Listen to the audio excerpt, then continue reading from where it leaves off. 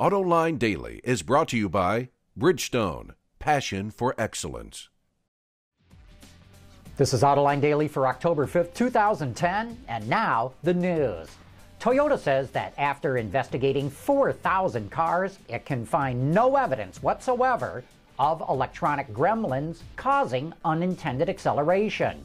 Toyota also says that complaints about unintended acceleration have fallen 80% since April.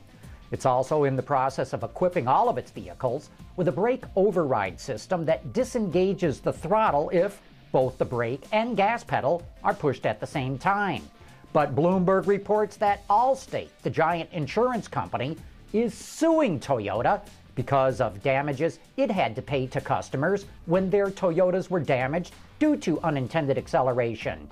Allstate accuses Toyota of negligence, product liability, breach of implied warranty, and fraud. It cites evidence from a company called Safety Research and Strategies, Inc. that blames the problem on, and I quote, undisclosed flaws.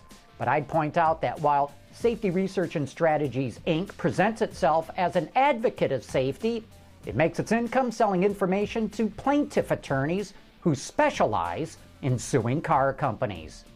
We here at Autoline Daily have been keeping a close eye on China's big slowdown in exporting the rare earth metals that are critical to making hybrids and electric cars. And we've been watching the spat between China and Japan over this and other issues.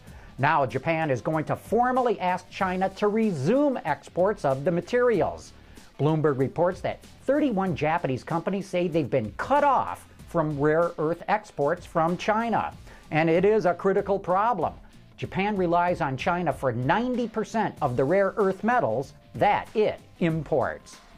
France's President Nicolas Sarkozy is not happy with Renault CEO Carlos Ghosn. According to Wards, Sarkozy is ticked off that Renault is moving jobs out of the country after France provided financial support to the company. Ghosn says it has to grow in international markets, and so it must build cars overseas. He also points out that Renault will build all of its electric cars in France. France loaned Renault and PSA $4 billion each, eliminated a tax for building cars, and also paid for the cost of temporary layoffs during the economic downturn. Sarkozy says no other country helps its auto industry so much, but over the last several years, those companies are now importing more cars into France than ever before. Mercedes-Benz Financial announced that it will distribute Apple iPads to all of its dealers in the United States.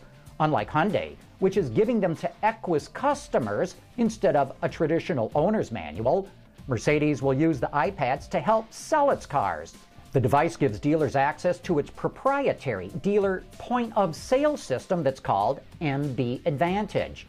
The company tested the system at 40 dealers earlier in the year and found that the iPads increased mobility and efficiency during the sales process.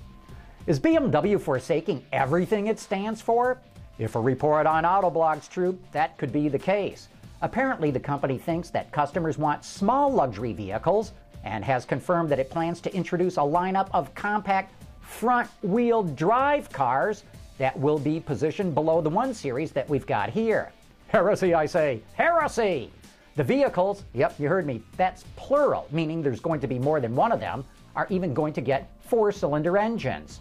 They'll be sold under a new class called UKL. The models are expected to debut sometime before 2013. Worldwide, the company is looking to sell around 100,000 UKL vehicles per year. You know, BMW has always been called the ultimate driving machine, but you have to wonder if the company can do that with front-wheel drive. I thought that's why they created the Mini brand. Ford is cooking up an extra special Mustang for the 2014 model year, which is the 50th anniversary of the pony car. I had a chance to talk with Jay Mays, the company's Group Vice President of Design and Chief Creative Officer, at the Paris Motor Show last week, and he told me he really wants to improve the Mustang's interior. He said that's what it's going to take to get the car viable in Europe. No, that doesn't mean it would be a huge seller in the old world, but it seems Ford is at least thinking of offering the Mustang in Europe. We'll have a full interview with Jay Mays on Autoline Detroit in a couple of weeks. Last week, I got a chance to visit Fiat's research labs in Turin, Italy. And that also gave me the chance to visit the city of Turin, or Torino as it's called in Italy. I found it to be a charming place, and I'll show you what I'm talking about right after this. Introducing Bridgestone's third generation of run-flat tires with groundbreaking new Bridgestone technologies. Bridgestone run-flat tires offer improved ride comfort, lower rolling resistance, and improved wear while giving you the peace of mind and comfort you need. When most tourists visit Italy, they usually go to Rome, Florence, Venice, or other places in the country. Not a whole lot of tourists visit Turin. 2 years ago, the city hosted the Winter Olympics because the city's literally at the foothills of the Alps. And while that helped put a spotlight on the city, it's still not on most tourists' itineraries. Last week, I got a chance to visit the city while on a trip to Fiat, and here's my impression of what the place is like. Turin is a city that's usually referred to as the Detroit of Italy. That's because Turin, or Torino as the residents call it, is home to Fiat. But Torino doesn't look anything like Detroit. Every Sunday evening, they close down the streets to traffic in the center of the city, and people come out to go window shopping, stroll the beautiful plazas, listen to street musicians, and pass the time people watching. There are people of all different ages and all different income groups. It's a great way of creating a real sense of community, a true sense of belonging.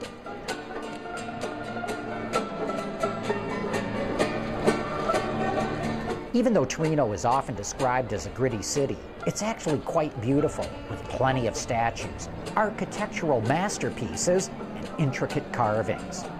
All different kinds of street performers show up, hoping to make a few extra euros. They've got everything from mimes, to balloon vendors, to fire jugglers. You can't help but come away from this scene with a nice warm feeling.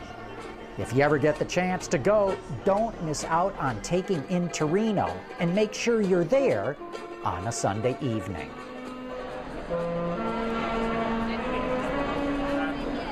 Cool place. I'd go back anytime I get the chance. Hey, don't forget to join us for Autoline After Hours, the best insider discussion of what's going on in the industry. Our guest this Thursday night will be Warren Harris, the CEO of Tata Technologies.